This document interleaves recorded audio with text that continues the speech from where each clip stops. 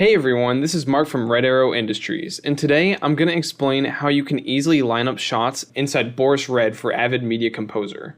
This is a pretty neat effect for those times when you need a nice before and after transition, but maybe your shots don't line up as well as you'd hoped. So on my timeline here, I have these two clips, both being a wide shot of the side of this room, but one has some furniture in it while the other doesn't. My goal is to add a dissolve in the middle of this pan to the shot of the room with the furniture, but when I do that, it creates this jarring shift since the shots aren't perfectly lined up.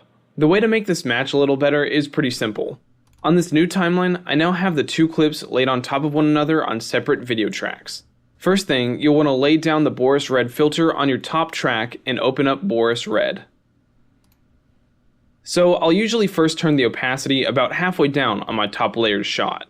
Then, if you right-click, go to New Filter, Distortion and Perspective, then select Corner Pin and drag that into the face of your top video track, you'll notice now that the clip scaled down some, but it also has these 4 pins that you can move around.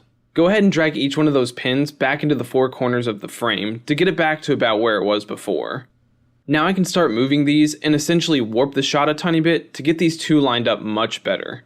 Be aware though that as you move one corner, it affects the other 3 some, so it'll definitely take some tweaking.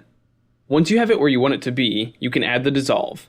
I'll make mine last about 10 frames and be at the middle. So just add the second keyframe, go to the first one and turn the opacity to 0%, then the second one to 100%. Now let's preview this really quick. Nice! It's still not perfect, but it's a ton better than it was before. The last thing you'll want to double check is when you warp that shot that it didn't have it cut off the frame anywhere like this. If so, simply select the 2 layers and add a 3D container. Now we can change the scaling and it'll evenly affect both of these, so our lining won't mess up. Let's apply these changes, render our effect, and see how this turned out. Perfect.